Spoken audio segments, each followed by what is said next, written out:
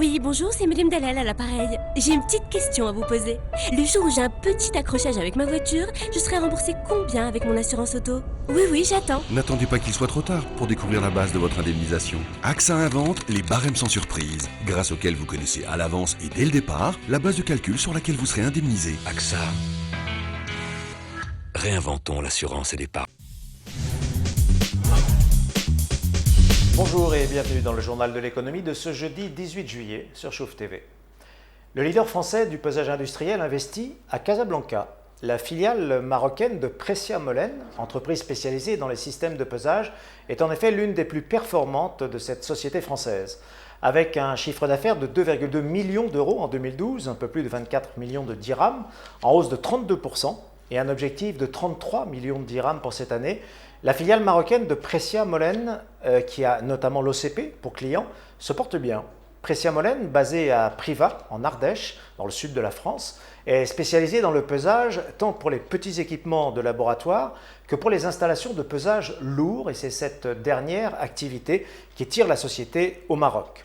Fort de ses bons résultats, le groupe ardéchois construit actuellement un nouveau bâtiment, un atelier de maintenance près de l'aéroport de Casablanca, qui pourrait accueillir une activité de montage destinée au marché local. Un investissement qui entend répondre, selon René Colombel, le président de Pressia SA, à une demande du marché marocain qui, je cite, bénéficie d'une stabilité politique et d'une économie en croissance et où le groupe se trouve sans véritable concurrence. Pour l'OCP, Pressia Maroc a déjà livré une bascule de circuit pour le chargement des navires de l'office, ce qui a permis de réduire le temps d'immobilisation des navires et surtout de gagner en précision de pesage. Et l'OCP a décidé d'équiper plusieurs de ces centres sur l'ensemble du pays. Ce client prestigieux nous aide à promouvoir notre savoir-faire dans le pays, affirme René Colombel à notre confrère l'Usine Nouvelle.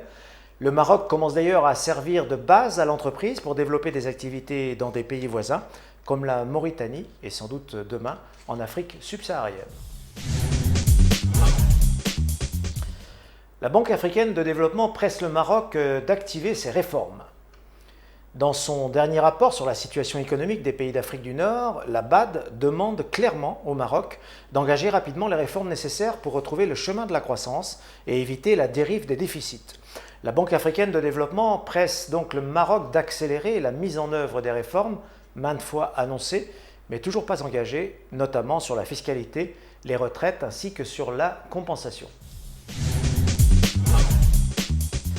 L'avant-projet de charte de l'investissement en bonne voie. Le chef de gouvernement, Abdelillah Benkiran, a annoncé hier l'élaboration de l'avant-projet de révision de la charte de l'investissement. Cet avant-projet a pour objectif de rassembler les dispositions relatives aux avantages accordés aux investisseurs dans un cadre contractuel et aussi de distinguer entre les avantages communs et les régimes d'avantages sectoriels et régionaux. Le document prévoit l'octroi d'avantages spéciaux aux grands investissements ou ceux qui revêtent une importance particulière pour l'économie nationale. Un projet de décret relatif aux procédures d'examen des dossiers d'investissement présenté dans le cadre de conventions avec le gouvernement afin de simplifier et d'unifier ces procédures a été élaboré, a annoncé le chef du gouvernement. On rappellera qu'un comité gouvernemental avait déjà été mis en place en avril 2012 pour traiter ces dossiers d'investissement.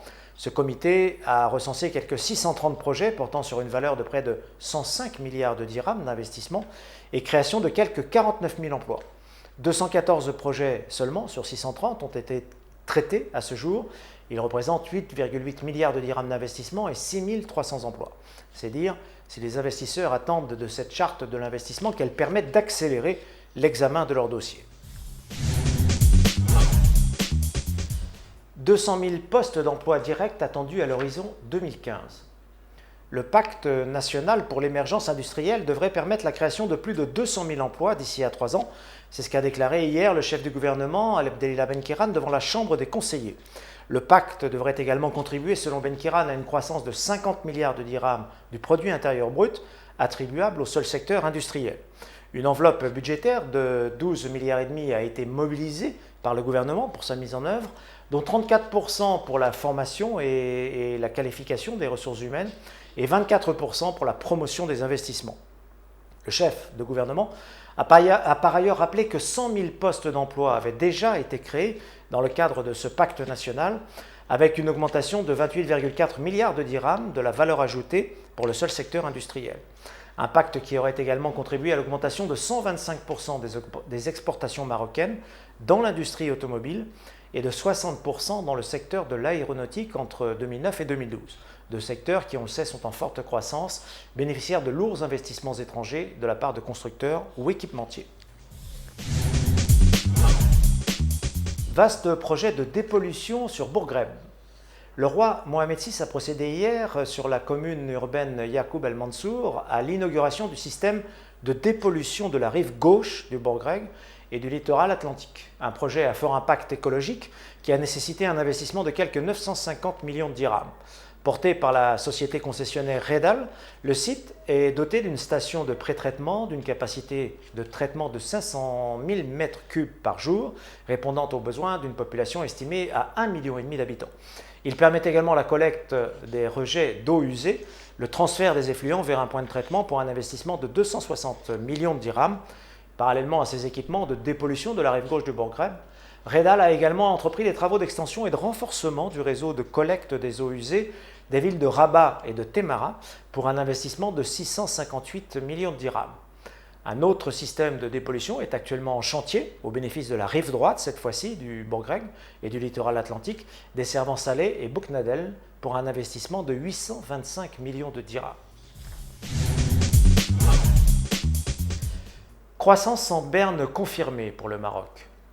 Le rapport annuel de la Banque centrale sur la situation économique, monétaire et financière au titre de l'année 2012, présenté hier par le gouverneur de Banque Al-Maghrib, Abdelatif Jouari, confirme le ralentissement économique du royaume.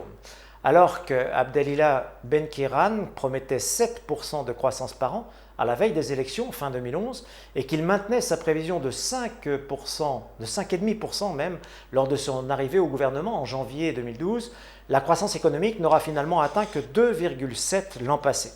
Une croissance qui a, selon Jouari, souffert d'une conjoncture internationale difficile, alliée à des conditions climatiques défavorables qui ont pesé sur le produit intérieur brut agricole.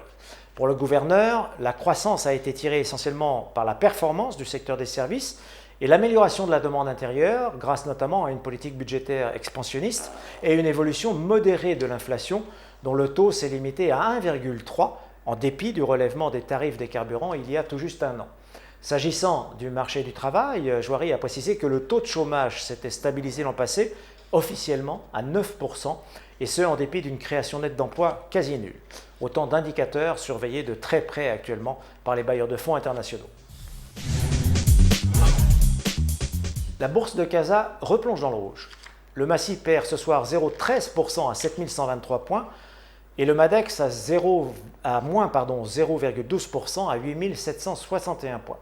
Autohall poursuit son ascension en progressant de 6% à la clôture à 73 dirhams 14, alors que le cimentier Holcim gagne lui 5,62% à 1448 dirhams.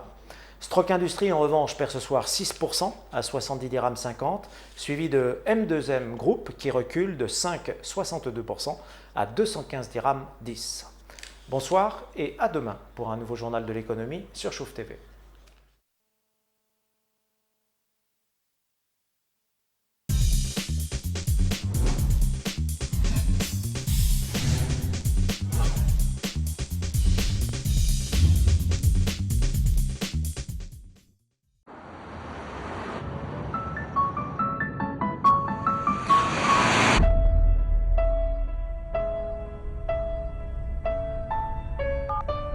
Oui, bonjour, c'est Madame Dalal à l'appareil. J'ai une petite question à vous poser. Le jour où j'ai un petit accrochage avec ma voiture, je serai remboursée combien avec mon assurance auto? Oui, j'attends. N'attendez pas qu'il soit trop tard pour découvrir la base de votre indemnisation. AXA invente les barèmes sans surprise, grâce auxquels vous connaissez à l'avance et dès le départ la base de calcul sur laquelle vous serez indemnisé. AXA. Réinventons l'assurance et l'épargne.